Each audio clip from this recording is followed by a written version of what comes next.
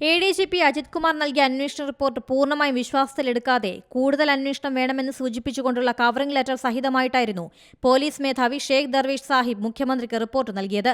ഈ റിപ്പോർട്ട് പരിശോധിക്കാനായി മുഖ്യമന്ത്രി ആഭ്യന്തര സെക്രട്ടറിക്ക് കൈമാറുകയായിരുന്നു.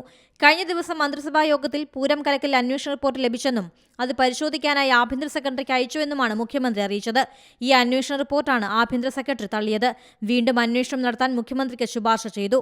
ശുപാർശ തള്ളണോ സ്വീകരിക്കണോ എന്ന് മുഖ്യമന്ത്രി തീരുമാനിക്കും. പൂരം കലക്കലിൽ മറ്റൊരു അന്വേഷണം കൂടി വേണമെന്ന് DGP ശുപാർശ നൽകിയിരുന്നു.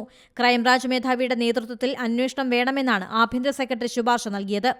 ADGP MR അജിത് കുമാർ സമർപ്പിച്ച റിപ്പോർട്ടിൽ ദേവസ്വങ്ങൾക്കെതിരെയും പരാമർശമുണ്ടായിരുന്നു. ഇതിനെതിരെ വലിയ പ്രതിഷേധമുയർന്നു.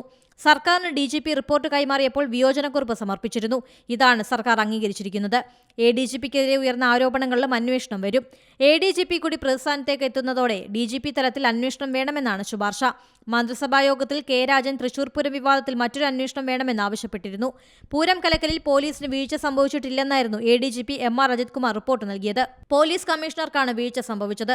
ഒപ്പം തിരുവമ്പാടി ദേവസ്വത്തെയും ADGP റിപ്പോർട്ടിൽ കുറ്റപ്പെടുത്തിയിരുന്നു. പൂരം കലങ്ങിയതുമായി ബന്ധപ്പെട്ട ഗൂഢാലോചനയിൽ വിശദമായ അന്വേഷണം വേണമെന്നാണ് ഇടതുമുന്നണി ഘടകകക്ഷിയായ CP അടക്കമുള്ള പാർട്ടികൾ ആവശ്യപ്പെട്ടിരുന്നത്. പൂരം നടന്ന ദിവസം ADGP അജിത് കുമാർ തൃശൂരിൽ ഉണ്ടായിരുന്നതായും റിപ്പോർട്ടുകളിലുണ്ട്. News desk C Malayalam news.